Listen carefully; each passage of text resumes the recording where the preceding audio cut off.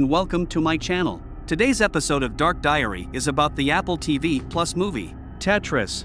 In 1988, Henk Rogers of Bulletproof Software markets his newest video game at the Consumer Electronics Show in Las Vegas. While there, he instead becomes enamored with the game Tetris, created by Soviet programmer Alexey Pajitnov, who works for government-owned Elorg in the Soviet Union. Rogers explains to a bank manager that Robert Stein of Andromeda Software had obtained the worldwide licensing rights to Tetris from Elorg and signed a contract with media tycoon Robert Maxwell and his son, CEO of Mirrorsoft, Kevin Maxwell, allowing them to distribute Tetris in exchange for game royalties.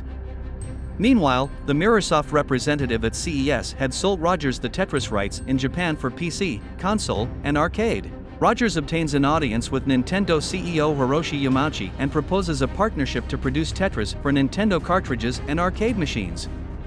Shortly after beginning production, Rogers receives a call from Kevin, explaining that the arcade rights had already been promised to Sega. Rogers returns to Yamauchi, asking for his residuals in advance.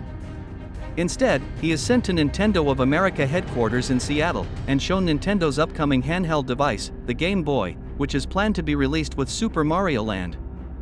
Rogers convinces President Minoru Arakawa and Senior VP Howard Lincoln to package it with Tetris instead, and promises to obtain the handheld licensing rights. It was the most beautiful thing I'd ever seen. I played for 5 minutes.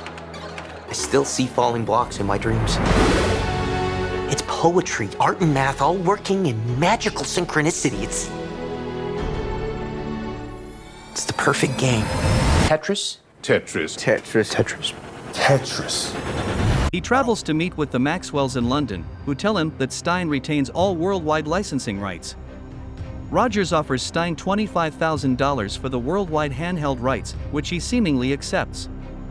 Later, however, Arakawa and Lincoln call Rogers explaining that Stein has now promised the handheld rights to Atari for $100,000.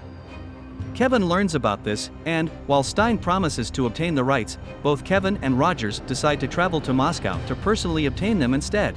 Rogers, Stein and Kevin each separately meet Valentin Trifonov, head of the Soviet Ministry of Foreign Affairs and member of the Central Committee of the Communist Party, setting off a bidding war to obtain the handheld rights for Tetris whilst under the watchful eye of the KGB.